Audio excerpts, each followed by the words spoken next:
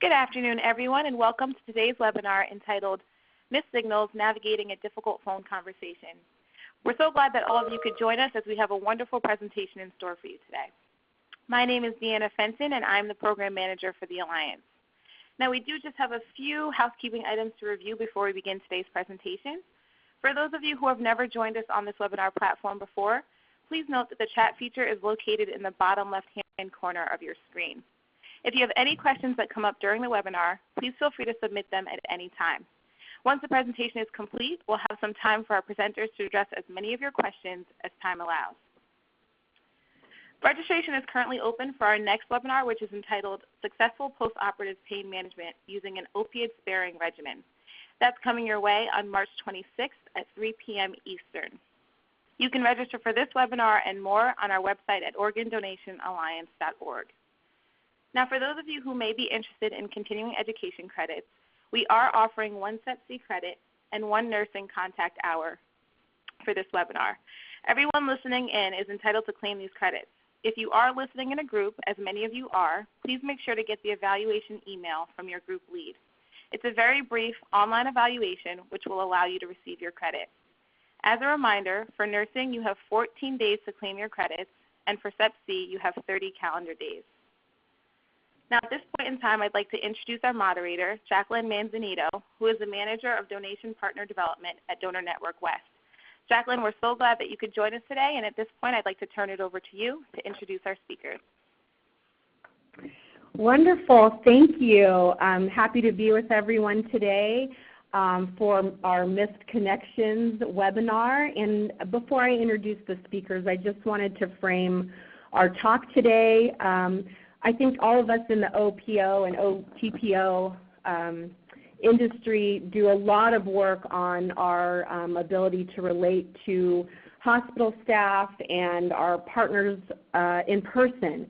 And so much of that is a dynamic that relies on a soft set of skills that are really separate from clinical skills and the regular education that we might be receiving in a professional setting.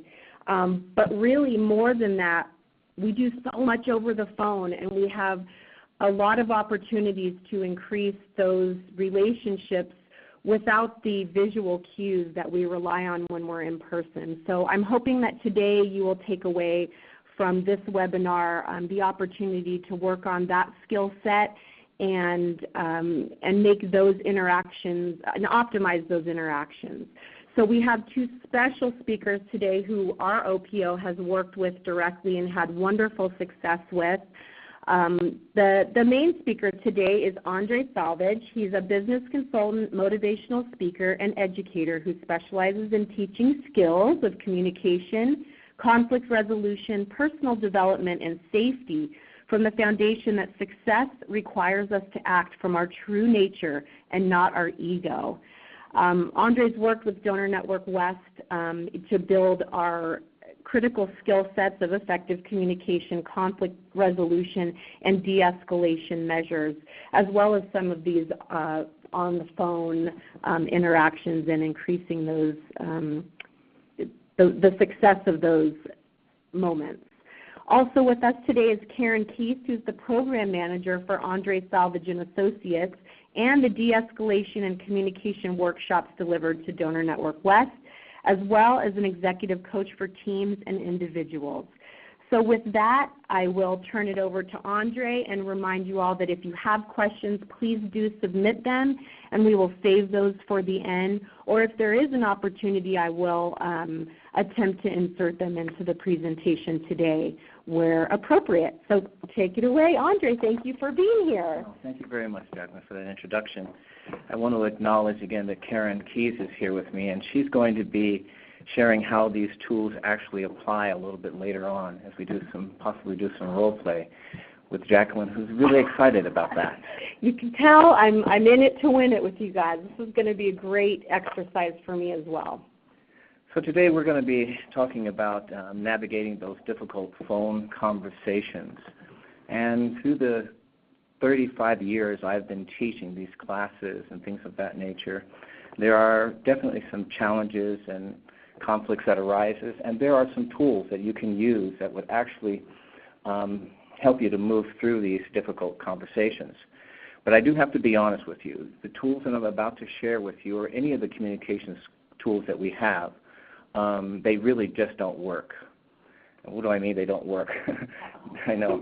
They don't work if you try to use these tools from a place of being closed, and that place in us that's being guarded, that place that is being defensive. In other words, if you use these tools from your ego, then what ends up happening is that it actually hurts the conflict.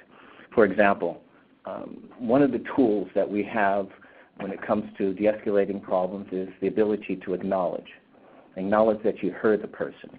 But if you're triggered or you're guarded or someone has said something that has caused you to be triggered, then that acknowledgement, it comes across in your tone as possibly unauthentic, unreal. And it comes across as, like you said, your tone sometimes will come across as, oh yeah, I do understand. And people pick that up. So it's really important that we use that other part of ourselves, which I call that your true nature, or just being real and being authentic. Another example is that there's a tool called using the use of silence. That means if somebody says something really harsh, or says something really inappropriate to you, or tries to make it personal, you using silence in that moment allows that person to hear what they have just said. And if they take it back, then you know who you're dealing with. If they don't, then you also know who you're dealing with. But that silence coming from our ego can be with clicking of your tongue. It could be that it can be used as a weapon. So if you really want to resolve the conflicts that come up in our lives, or come up in the workplace as well as in our lives, it's important that we move from that place of our, what I call our true nature, or from that most authentic self. When we listen and communicate and resolve the conflicts from there, then resolution actually happens, as opposed to the ego, which is one of the things that our ego does, is that it absorbs and gives back what it has been given. That's why when somebody gives you attitude, what do? We give it back. Give it right back. And when my ego meets your ego, boy, that's where the conflicts occur. So someone has to put it down. And so I'm going to ask you to put it down. And if you put it down and use these tools, then we are able to resolve some of the conflicts. So the first step is having some internal awareness, having an internal awareness of the things that we bring to the conflict, having an internal awareness of our own triggers and how we move and what we say that adds to the conflicts. So the first step is actually to practice some of these internal awarenesses, because some of them are practices that we have to do, not only just certain skills, we have to actually practice them. And so the first step really is to breathe. Now, we say we're breathing all the time, but the fact is that we don't breathe, especially during conflict. When there is a situation or somebody has said something, we hold our breath. Now, this comes from childhood, because remember when you were younger and somebody yelled and said, "Jacqueline," what did? We held our breath, we looked up, and everything they said got in. So what happens is that holding our breath is like glue to the ego. And what ends up happening is that when we hold our breath, we're not really present. I'm going to go a little ahead of myself here and talk about something, because I'm going to use a word right now because we're not really hearing our intuition. When we hold our breath, we're not hearing our intuition. And the intuition is a really important part of de-escalating problems, listening, and saying how you feel. Now, I want us to be on the same page about the intuition.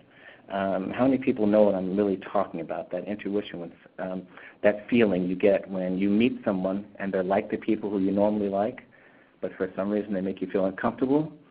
That's our intuition. That part of ourselves that knows, it's the part of ourselves that comes from our true nature.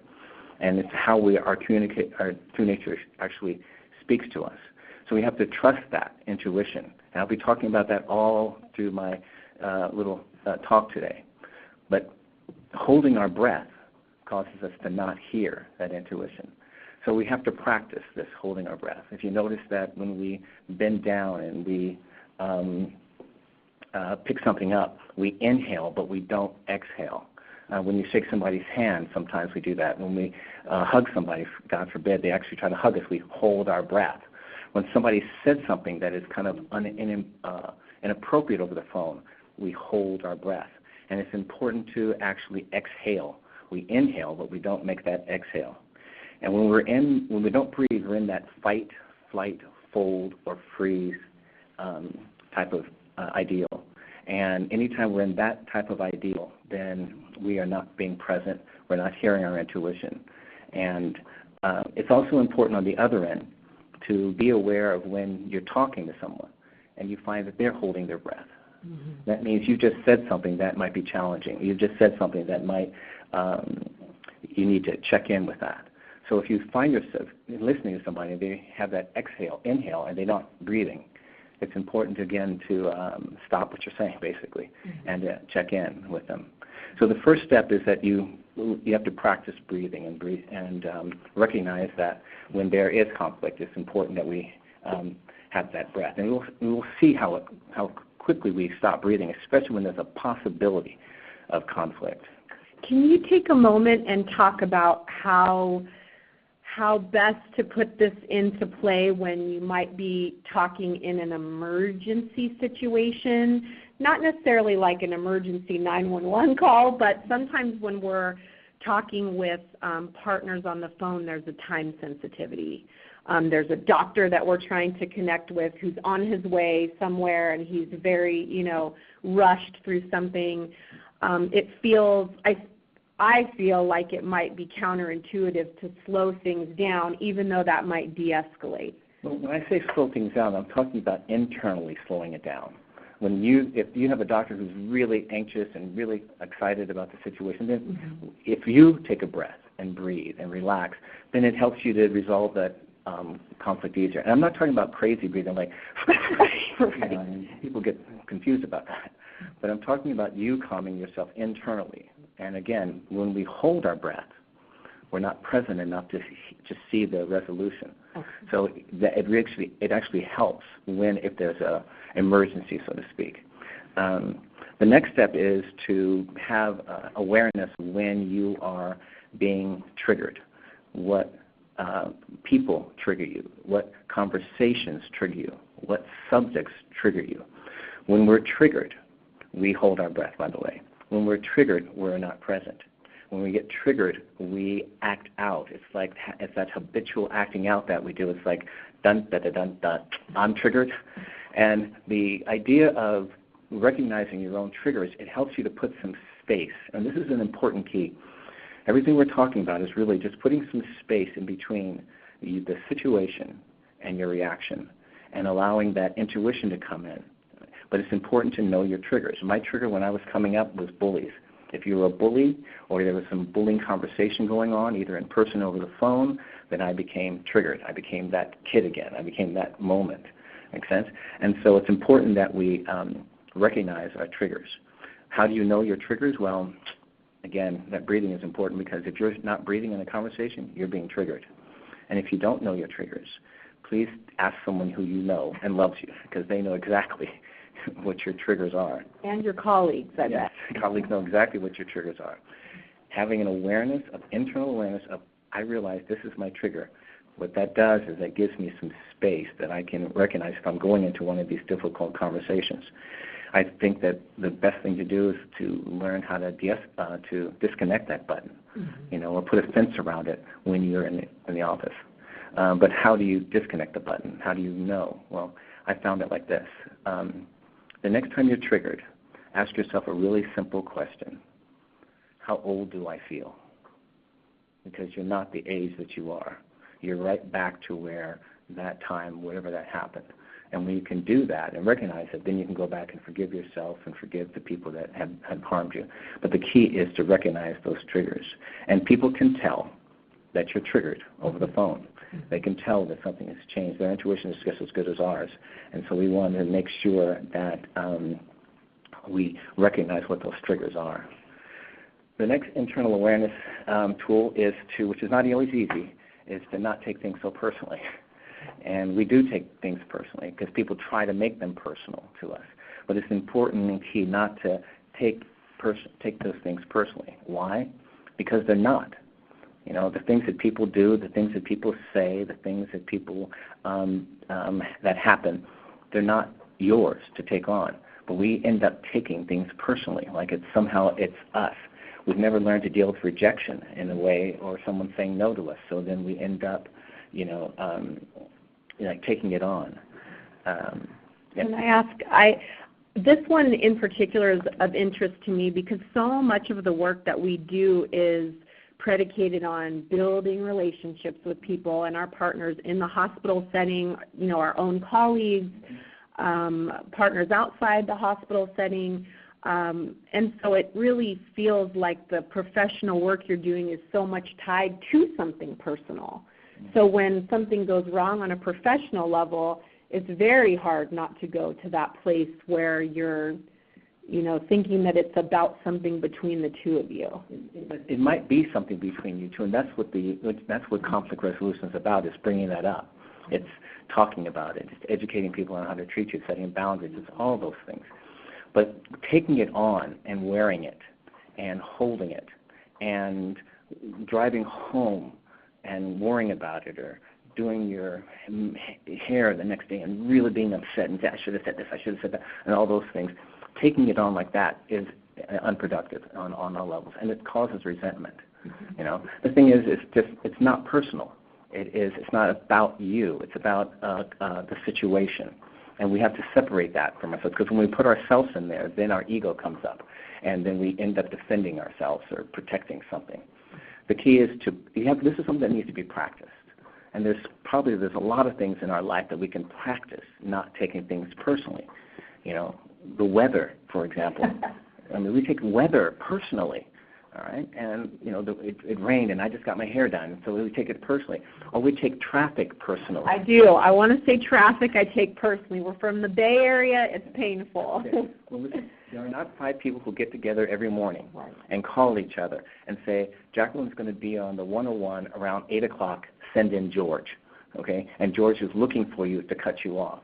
Now, if that happened, maybe you should take it personally, but that's not the way it happens. That's a good analogy. We can start learning to let go of taking on more than we need to take on. It's not that you're not, you know, apathetic and you don't care.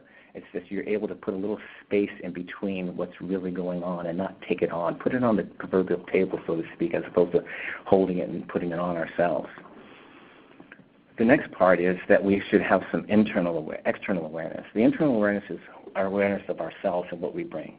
The external awareness is what the other person and what the situation is causing, and having some understanding about how to navigate through those, with having some external awareness of the things that are going on, of the difficulties. One of the things that is important to realize is that people handle, you know, death differently. You know, and that's important to realize that. Okay, everybody has a different agreement with that.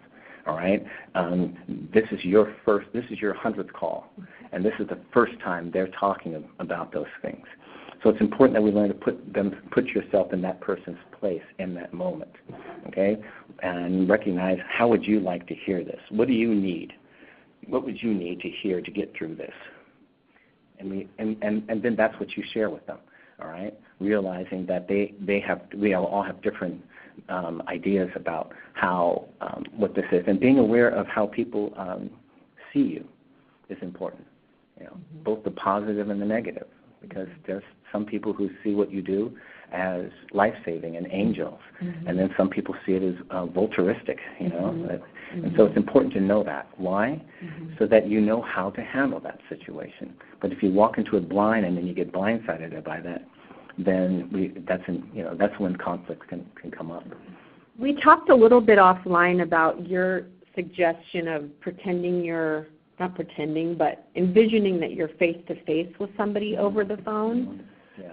So I'd like to hear more about that as you go on. Yeah, we're going to be talking about that and sharing with that. I love this idea of our 100th call and there first, because it's so important to sometimes slow things down. We were just talking about this, how you can be a content expert about something, but forgetting that the audience isn't necessarily the content expert, and so meeting them where they're at and kind of walking them through some concepts or process very slowly, even though you could do it, in your sleep or very quickly. So I really like that. I like that concept a lot. Yeah, we also have to be aware that some people may not like our voice, and to recognize that. I would refuse to believe that, but thank you for... The more we recognize that, the more we have that external awareness of those things, then we know that maybe we send this to somebody else or whatever. We just recognize how to deal with that person a little bit better. And the challenge, like you talked about, is that you're not face-to-face, okay? But I want to share just a few principles of what you can do to help that challenge, all right, that we're not face-to-face. And one of them is, the first one is really kind of simple. It is listening to the way they say hello, basically. Just listening to the way they say hello. What does this hello say to you? Not you again. Yeah, familiar.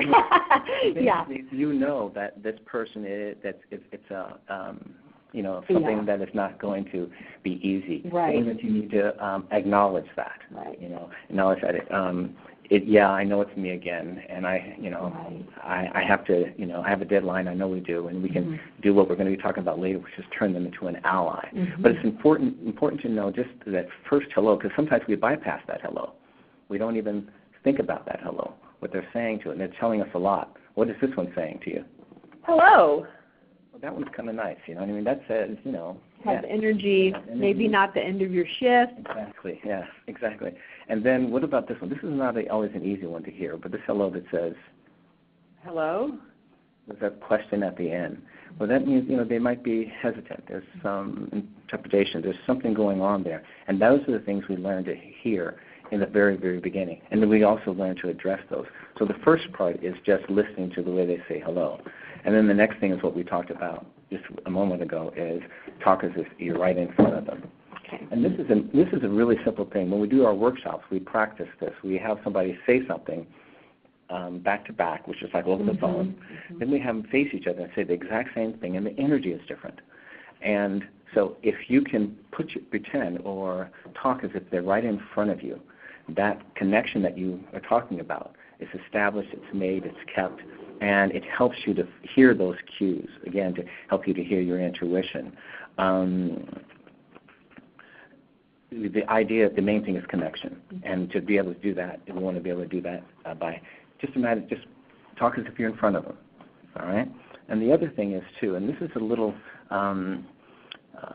challenging sometimes, and it is important to trust your intuition on this, but it's important to listen to their silence, because sometimes the silence says something. You're having this conversation and you're going really good. You're going through, let's say, you're going through the DRAI, and everything is fine and everything is good. And then when you get to the part where they're talking about the sexual behaviors of their loved one, then there's a silence there. Now, hear that silence, and then what they say next tells you exactly how you need to approach this. So if there's some silence in that, and then there's some hesitation that it wasn't there before, then that's something you want to address. I think that one is challenging for me, to the surprise of no one, but silence it feels really instinctual to want to fill it up and provide more information and soothe them, soothe the person on the other end, or fill in the blanks before you even get a reaction. And I think that's a function of being an extroverted person and being an introverted person, and it's a learned skill, I think, for those of us who are less comfortable with that. In our society, we're taught to fill the air with noise, okay? And the thing is that what we're doing at this point is listening to their silence, listening to the time that they're quiet, listening to the time they stop breathing. And then what they say next is what we address, and it tells us a lot. Now, this works on the opposite side.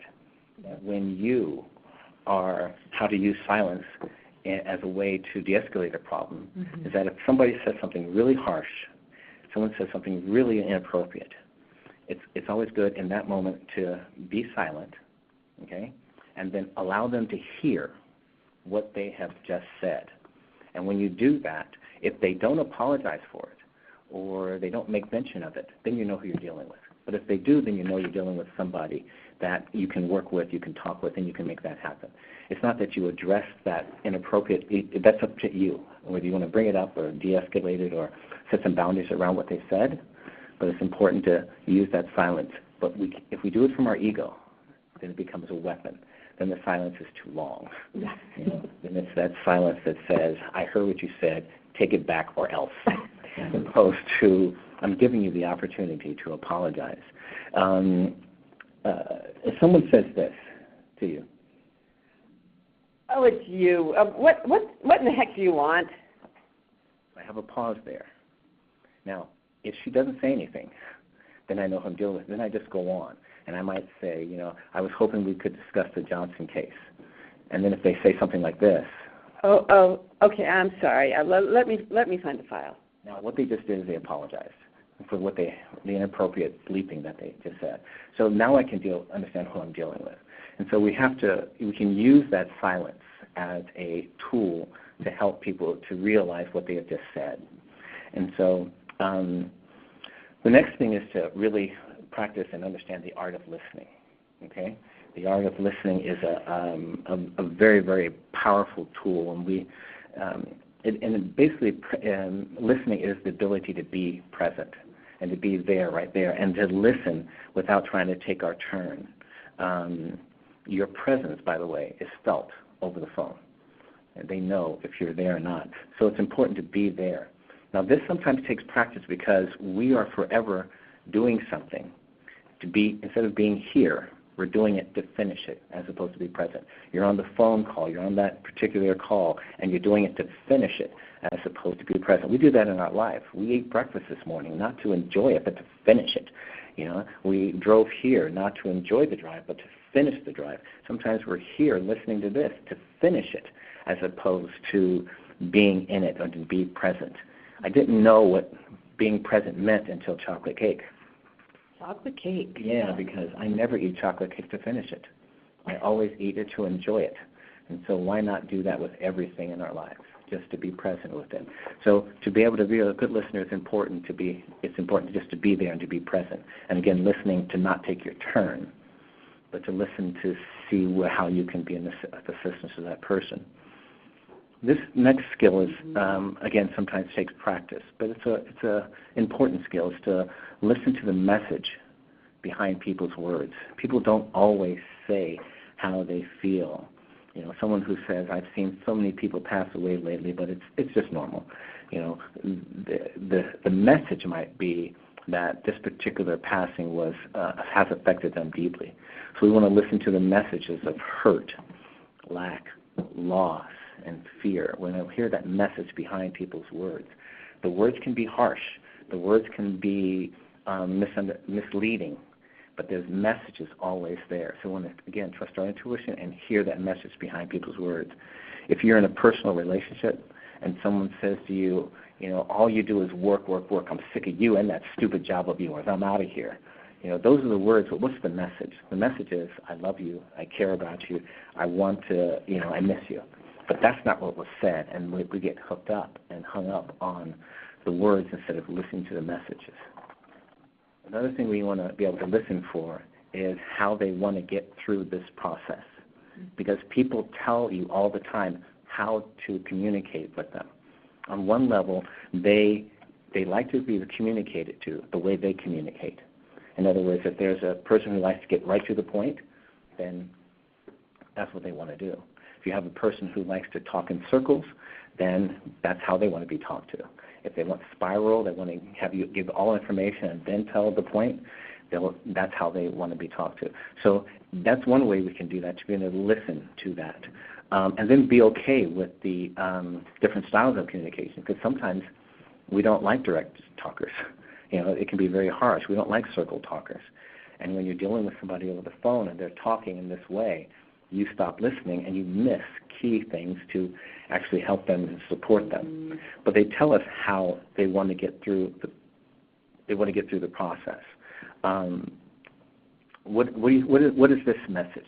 How does this person want to get through the process when they say something like this? How long will this take? Well, they want to get through it in a hurry, basically. Now, you may not always be able to do that, but that tells you and informs you that they want that. So we listen for how they want to get through this process. What about this? This will be my first time filling this out. Okay, well, the message is, clear. They need help. They want some patience, but it's support. They want support. We can't always do what they want us to do, They might say something like this that says, if you just send me the questions, I can fill them out and get them back to you. They want to do this alone, or they're uncomfortable with it. We may not be able to do that, but now you know who you're dealing with. Either they need help, support, advice, guidance, assistance, and want to do it alone. It's important to know how they want to get through this process. All right? And this are the things that we're listening for. All right? Now, we already talked about your intuition, and the reason why we have it here as well is because your intuition is the key to saying what you say. Once you've listened, it's important to what you're going to say. When do you say it? When do you bring things up? When do you let things go? When do you have this set idea in mind? Here's what I have to get done, and your intuition is saying, talk about what they want to talk about. Make a connection first, and then go to that, whatever it is. Again, there's ways, even if you don't have time to do that, but it's important to really trust that part of yourself. It's never wrong. Listening, your tone, by the way, when you say things, it says everything. So it's important to be aware of your tone, okay? And the key around this is just you being authentic and being sincere when you're over the phone, or moving from your most truest nature. Again, treating the call that you make at 4:45 and your shift is over at 5, the same way you made the call at 9, but recognizing your tone and realizing what's going on with you internally, so that your tone doesn't come across as condescending. Tone doesn't come across as negative, or as making me feel stupid about what you know so much about. Makes sense? So we want to be very aware of our tone and how we're speaking. The resolution part of all this, I have just a couple of things I want to share with you about this, and that is that the most important tool that I've found is to turn someone into an ally. Okay? And what you're basically doing is that you're turning them into an ally. It's like you and them together. We are going to deal with this paperwork. Okay? We're going to deal with, you and me against the time. We're you and me against the limitations that we might have. You and I against the difficulties. And so when they come up with these things, when they say that this is something that's uncomfortable, when they say that this is something that makes them feel a certain way, then you turn them into an ally. Okay, and you start talking more solution-oriented conversations. And basically, there's a way to get through this, even through the conflict. But you do that together. You don't want to throw a coworker under the bus, basically, and say, well, it's my supervisor's fault or whatever. But you can kind of come together against whatever they have to deal with. So turning into an ally is a really good, powerful tool when it comes to resolving the conflicts. And I think the most important one is the ability to acknowledge and validate what you hear. And again, that has to come across as sincere. And so if you don't understand, because acknowledging means that you acknowledge the situation, you heard them. Validating means that you're validating their feelings, or that you can possibly understand. If you don't understand, don't say you do. You don't want to say that you understand that at all. But you do want to be able to acknowledge that. Someone saying, I can only imagine what you're going through, having to discuss with this stranger. Now that's their way of acknowledging it. And then you validate their feelings by saying, this has to be difficult. So being able to do that, if this happened to me, I feel the same way. Those are ways that we can actually acknowledge and validate those feelings. So those are basically that's what we are trying to share with you today, which is the ability to have the internal awareness of self, the external awareness of others, how to listen, how to express, and how to resolve the conflicts. So you want to try a scenario? Oh, man. I'm ready. I'm ready. Let's do it. So let's practice on this. Let's practice doing this. Let's say it's 3 o'clock and you're DC, okay? And you get a call from the transplant center asking for an update on their kidney from a local donor, all right? And they were backed up for the kidney, but now you've just found out that they've become primary. You haven't been able to contact the the center, the transplant center yet, because you have other things to do. But you get a call, okay? And you have good news for this person because you have the kidney. I mean, they're primary now. So they call you and they say this. Hi. This is Dr. Best, and I'm calling about the 37-year-old kidney donor. Do you know where we are on allocation? Oh, hi, Dr. Best. I was meaning to reach out to you. We have an update. You're now the primary for this kidney. So when were you planning on calling us? I mean, I have a full team at the airport. You guys are always talking about how we need to be on time, and here we're doing what we're doing, and you dropped the ball. You didn't even tell me I was primary. Like, how was I supposed to find this out? I mean, what would happen if I hadn't called you? So we hear that silence. Remember that silence before that tirade came? I'm sweating. Hold on. I'm sweating here. I want to know, we can't tell from the audience who's listening, but how many of you listening held your breath when you heard that? Right. We held our breath because conflict does that. We hold our breath, and then we're not there. We're not present to hear what they said. And I don't know if too many of us could actually have heard what she just said. Yeah. Because we are not in that, we're not present in that moment. And I think in particular, for me, it's very hard when you're anticipating one reaction and you get another. So I'm thinking, what kind of a scenario is this? I'm telling her good news. Like, what's she going to say? What could the conflict be? But that is definitely unexpected, and definitely my stomach is not sitting here thinking about that reaction. Because the reaction is, now this is where we have to acknowledge this. We have to acknowledge this because her reaction is that when were you planning on calling us? They've been, so what's the message? That I have been waiting. I feel desperate here, and so that's what we address, okay? We acknowledge that. Instead of going right away and saying, I was just about to call you, or we just became primary, or, something, I had to drink some water first, or whatever we might do. We acknowledge and validate that that is frustrating. And so something simple as, Dr. Best, is it? Dr. Best, I'm sorry. I wish we could have called. Sorry. We should have called you as soon as we know. Yes, you should have. Okay, watch this. Now say it, instead of apologizing first, okay. Acknowledge. Acknowledge. And now it's like, I can understand how frustrating this could be, because you can understand that. If you're waiting for something, so we put ourselves in that person's place. And so what that person wants is to have you to understand, and they need to hear it. So let her know you heard her first. See what happens. What would happen if I hadn't called? This has got to be frustrating. This has got to be really frustrating for you. I understand you have your teams on hold right now, and that you're trying to line things up to make this happen. You heard the breath? Yeah. So that says that so bad. That breath basically said, you know what?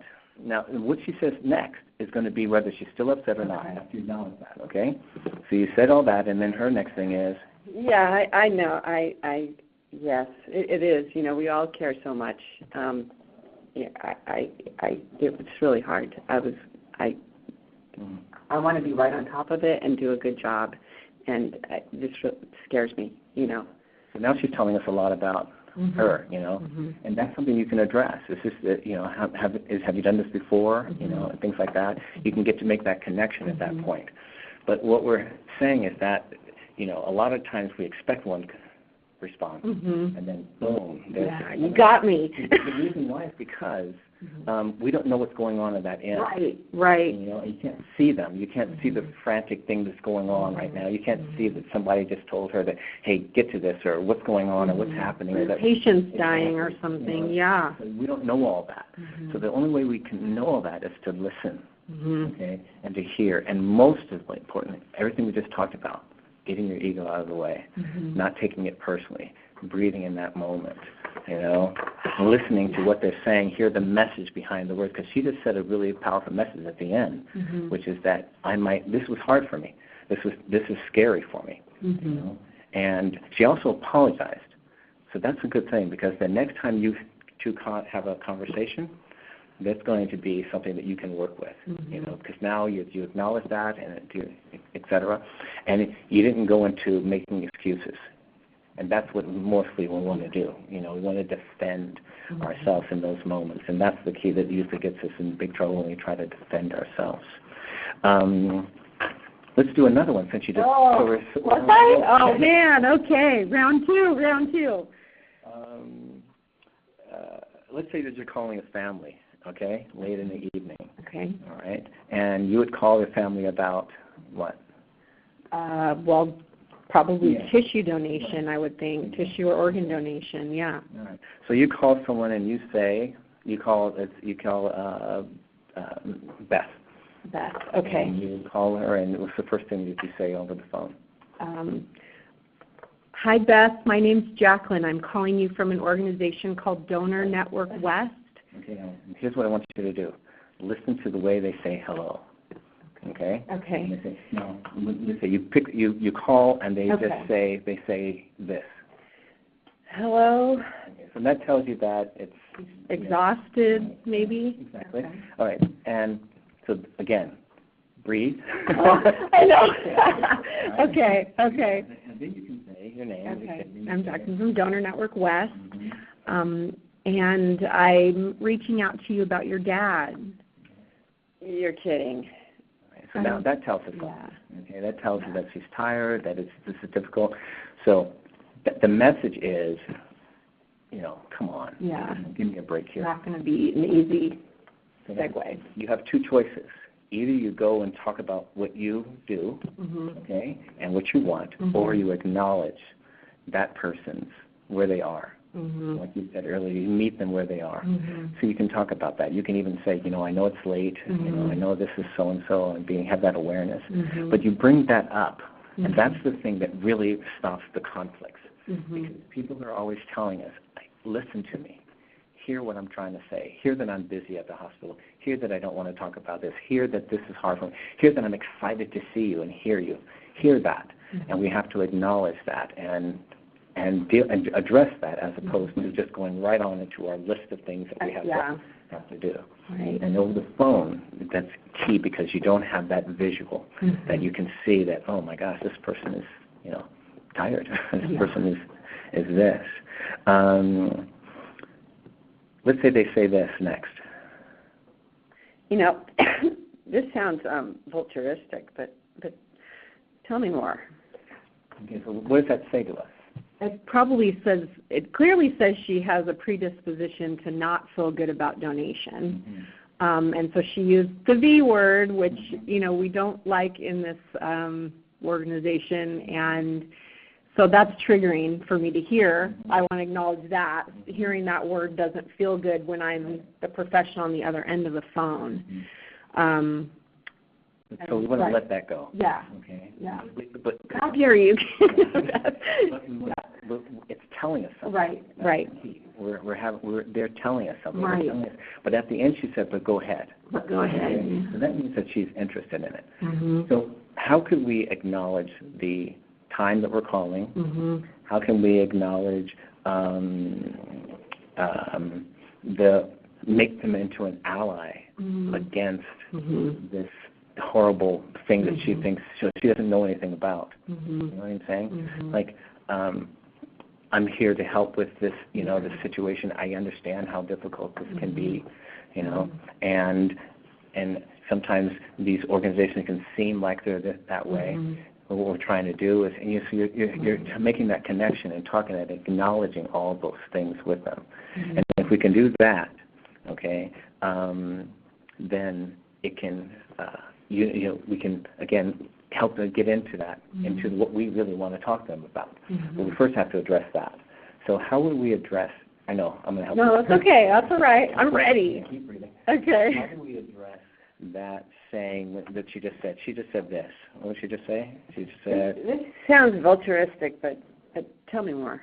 Okay, so let's turn her into an ally. What can we do to turn her into an ally against, like you and her, against this? Even though you're not against donations or anything like that, how can we turn them into an ally? By acknowledging first that. It sounds like you may have heard something about donation prior, and I want to share with you some information that might clarify what your options are right now. And no one wants to get this call, but we do want to make sure that you have the information to make a decision that might have been right for your dad. Will other people know or need to be involved? Okay, so there's a message there. Right. What's the message? She's uncomfortable with other people knowing. Right. So there might be, now this is a stretch and you really want to trust your intuition on this point, but there might be, evidently there's somebody, maybe there's a person in their family or whatever, that might be really against this. Make sense? Yeah. And that's part of what we need to be aware of externally, that there are religions that completely are against donation. But there are people who are for that. And this might be a person that her dad, signed up and said yes or is willing or possible, but the family member may not be. Right. And so the message was that she's afraid that, how many people have to be involved and things like that. So whatever the procedure is at this moment, we'd have to go through all that. Sure. But whatever the procedure is that moment, having that in mind helps you to guide the conversation so where it's comfortable to that person. And if everyone has to be involved, then there's a way you ease into that. If not, then you can go from there. But the key is to, the tools that we've talked about so far of just the internal awareness of recognizing how quickly we get triggered, how easily it is to take things personally. Yeah. And to practice letting go of that and putting it on the proverbial table, so to speak. Like whatever she says, we put on the table and we take what belongs to us and we leave what doesn't. Having the awareness of how people are in a situation that they are, listen to the messages, they might be scared, they might be tired, they might have all different types of things, and they will tell you that. People tell you everything about themselves. We just have to be present enough to listen. Yeah. I like it. I'm following you. This is really, I think it works for a lot of different, all kinds of different scenarios, both with donor families and with our professional partners, for sure. Yes. There's we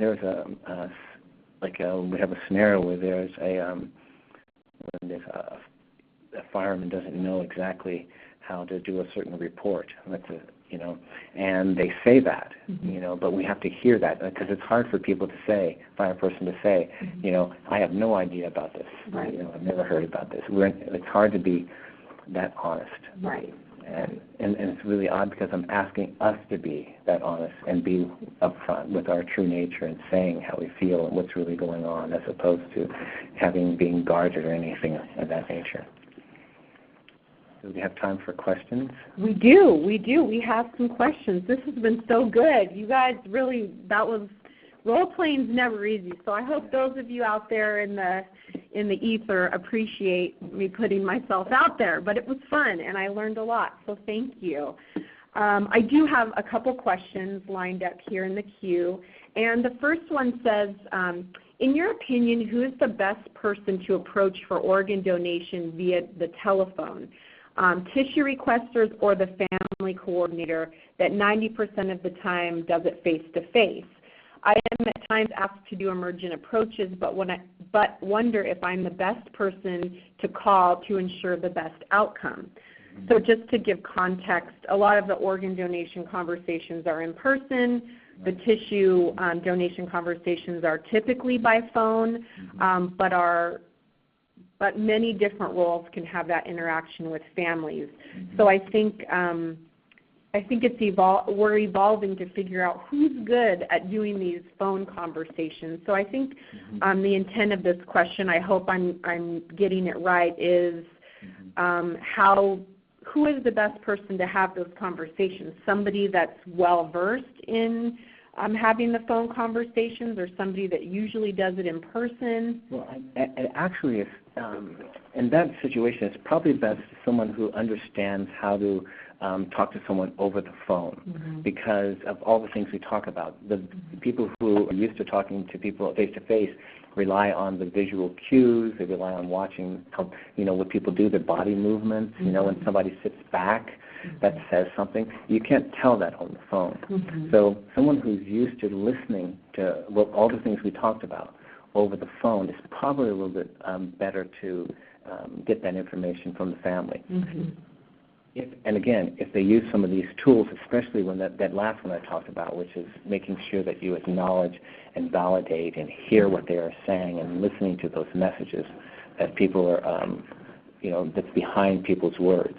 But someone who's used to hearing the information over phones is probably a little bit better for that situation. I think we're all, I don't know, I don't want to speak for all OPOs, but I believe for our organization it's been a real journey to recognize how do we take care of families over the phone, because we are so, we spend all this time and resources and energy surrounding how that face-to-face interaction goes and support for the family in the context of that donation conversation. And then so to imagine that very critical conversation is only done by phone, we have to figure out, what does family care over the phone look like? And I think a lot of the things you brought up feels like care over the phone because you're listened to and someone's present with you, right? Isn't that the big piece of being with people in grief? Exactly. And I think it will, again, translate to professional issues as well. Bringing up the fact that this is a difficult conversation over the phone is helpful in those moments. Just saying that to the families. I realize that this is something that would probably work better face-to-face. But right now we're not able to be there, and we have to do this, and you explain those things to them. But just acknowledging that it's a difficult situation really does help. Let me ask another question. What is the difference between the professional and personal communication for this? As we wrap up, we probably just have time for this one last question. Well, the only difference is really in the professional situation, there are times when you'll have to set maybe boundaries with people, because sometimes people say things that are in a professional situation where you're with some of your, clients and affiliates, and they have a certain way of being. And so you're just educating them, letting them know that, okay, here's how we do it on a very professional level. Here's how we do this. Here's what works. You don't necessarily do that with families. You're setting boundaries. Someone says, why are you calling me this late? You say, well, excuse me. And you start educating them how to treat you and everything. But with the only difference really is just that one thing, that you would set boundaries with professionals at times if you ever need to. Hopefully you never have to, but it's important that we do educate people sometimes on how to treat us, and we have to be very specific about some of those things and bring it up and talk about it. We bring it up with families, but we don't do it in a way of setting boundaries. We do it in a way of making a connection. You still want to make a connection with professionally, but I'm sure that everyone here has been in situations where they had to set some type of a boundary in a professional setting like that. It takes practice. You got that right.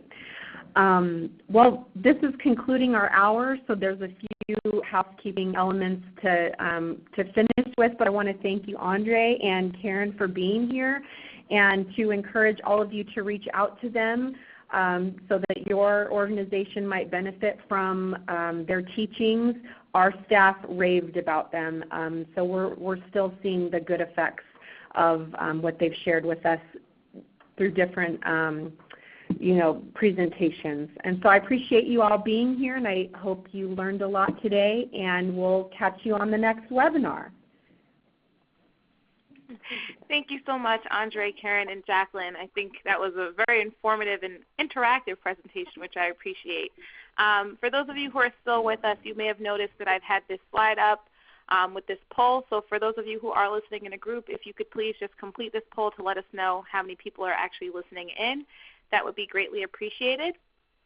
Other than that, I would just like to extend our sincere thanks on behalf of the Alliance to both of our speakers, Andre and Karen, as well as Jacqueline, for your time and for sharing your expertise on this topic.